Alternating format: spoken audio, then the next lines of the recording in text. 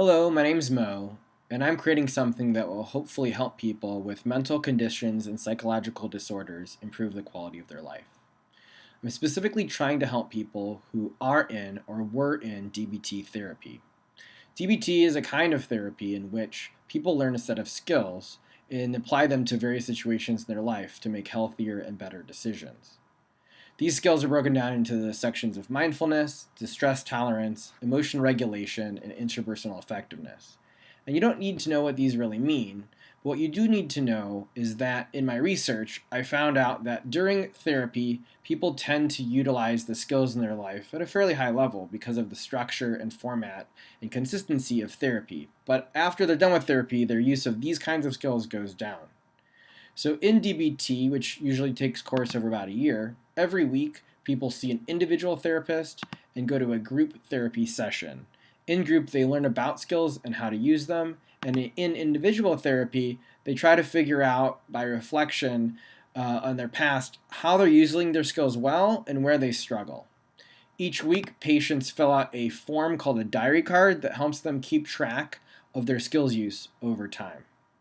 So the challenge was how to take the skills use level during therapy, which is relatively high, and maintain that high level of skills use for the duration of people's lives if possible. So in order to figure out if that was possible or desired by other people, I talked to DBT patients online in forums such as Reddit, and I created my own Facebook group where about 31 other people talked with me about their trials and tribulations and their struggles utilizing DBT.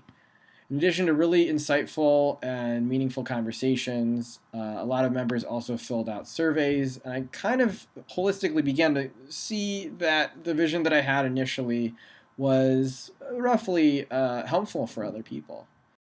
So in my first iteration of this design, I created a storyboard to kind of explain my thinking on what the problem was. Similar to what I said before, where people in a DBT group find it really difficult to use their skills over time, and they miss the support and structure of what used to exist. So I created a scenario in which Sam and Kim, who used to be in DBT group together, continued to support each other after therapy, utilizing this app in addition to meeting in person. So they're able to text each other and then fill out their diary cards on this app wherever they go.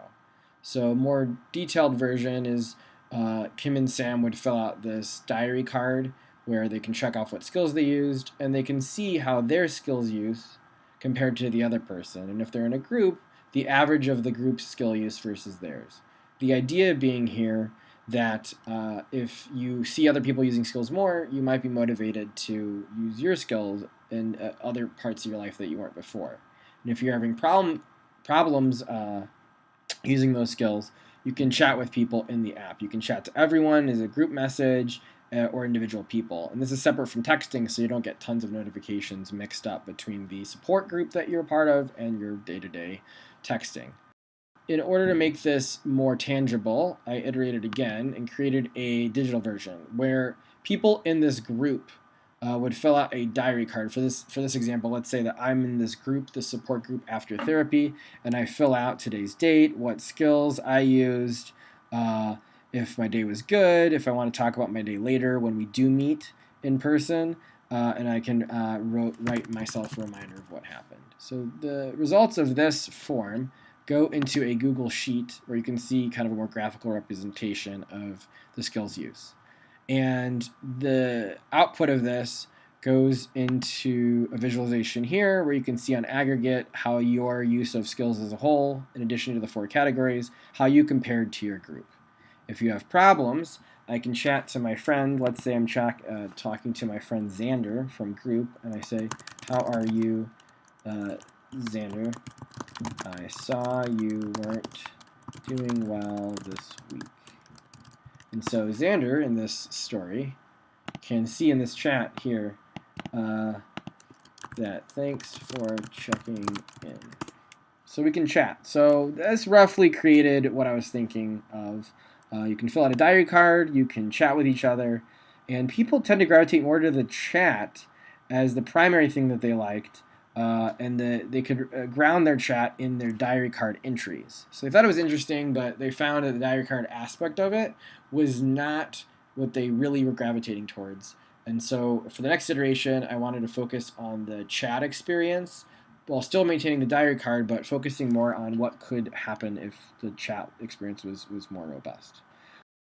So in addition to that feedback of that implementation, I got larger level feedback that actually being online and talking just wasn't the main focus of what they thought would be more helpful. And so I did a lot of thinking and sketching about what that would mean, and a lot of people were saying that they wanted to continue going to group. They wanted to see people in person, especially the people they got to know over the past year. So I did some comparisons of being on your own versus being with an individual therapist versus many people, a few people, and how that played out with a rubric that I created. And my gut told me that the feedback that I got was correct, and the rational part of me tried to double check that, and I figured out that was kind of the way that I wanted to go. And I tried to figure out different ways to visualize people's skill use over time and the support that they'd want, and the various ways that a group can help them if it's supported by in between group meetings, perhaps talking digitally. So in order to make that even more tangible, I iterated again, and I tried to create an idea for a skills support group. So instead of group skills training therapy, it's only a support group where lay leaders will help each other out. And I tried to address issues in writing to kind of get it out of my head of the format of the meeting, the type of style. This idea is inspired by things like Alcoholics Anonymous and the Mankind Project as support group models that I felt were very successful. And dealing with issues such as supervision and oversight, quality of moderation and facilitation. And when you're considering people that have mental conditions, suicide, risk, self-harm, how to mitigate that kind of thing. So I'm not going to go into the details here, but I've considered it. And in a more detailed level, I came up with a group format. So every meeting that people meet up in person has a structure that's a hybrid of those self-help support groups mixed with the DBT classes. So again, you can read this later, but essentially if you meet in person, that's the primary thing. And if you want to keep in touch, that's a secondary thing. So all of this is based in DBT, and I created a set of guidelines for the different skills. These are reference sheets that are quick cheat sheets for using the skills in your life, but also to reference in training. And these are summaries, and they reference the official training that people would have received in group. So that's the in-person stuff. That's a service. That's something that is more organic. But I wanted to create a digital support to this group meeting. So in between group, what would people do? So I'm going to build up an example of the enhanced chat experience.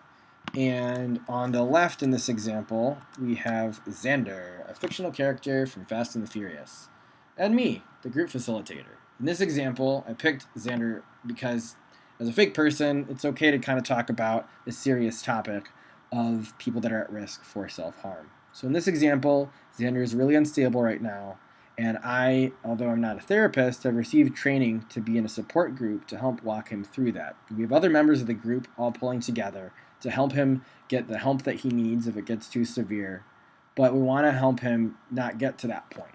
So how would that look like? If we're not meeting in person, what can we do? We can call him, we can text him, but what's a more focused, structured way to do that? I'm about to show you that right now. So in this last iteration, I created a prototype that is more robust than the last one. Let's see here. So in this example, say Xander and I are using this, we have access to a DBT support forum and portal. So I would sign in, and I can look at the diary cards, and I can chat with people. So if I want to fill out today's diary card, I can fill out the day, I can fill out my use of skills. It was high today, it's going okay. I want to mention today in group, I can take notes, and I might want help from Xander. I don't really know, he's doing bad yet in this story, although you do, because I was just narrating it. So I submit that, and then you can see that in this version of the DBT diary card, you can see that other people have filled it out over time, and when this gets filled out and the severity level of people goes pretty low, goes really high because it's a bad day, we get notifications as a group. So as soon as somebody's doing badly and they fill this in, we all get notified. And so where do these notifications go and how are they used? So after filling out the diary card, people in the group can get notified, as I mentioned before, and here's what the notification looks like. So they get notifications in Slack if things are doing pretty bad for somebody, and then you can chat with them in this channel here. So there's group channels, so there's everyone, where you can talk to the group with one post, everybody sees it. Diary, as I mentioned before, you can get a history of people's diary cards. And resources are books and websites that we can help each other out by like letting everyone know that they exist and giving recommendations. There's also direct messaging. So I told you about Xander. Unfortunately, he's having a bad day, so he's going to talk to everyone at once. So I can see here, help, I'm having a bad day. So we can see that Xander on the left wrote that, and I'm in the everyone channel, so I see that too. So I can ask him what's wrong. And we can see that Xander got that notification. He can say on the left to everyone, I want to kill myself. So there's machine learning here, and the Slack bot, or the automated chat bot, says in response to Xander's post, you're used a keyword or emoji associated with suicide risk. If you are in danger of self-harm, please let someone know or call 911.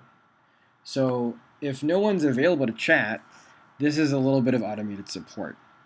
Automation is no replacement for people, but at least it's there, and the bot actually notifies everybody that this is happening.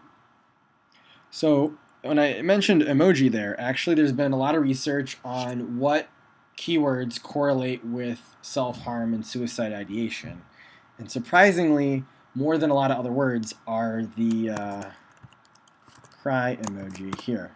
And so that also creates a notification. And so that is a surprising thing, but it's very important that we address the surprising behaviors of people and support them when they really, really need it.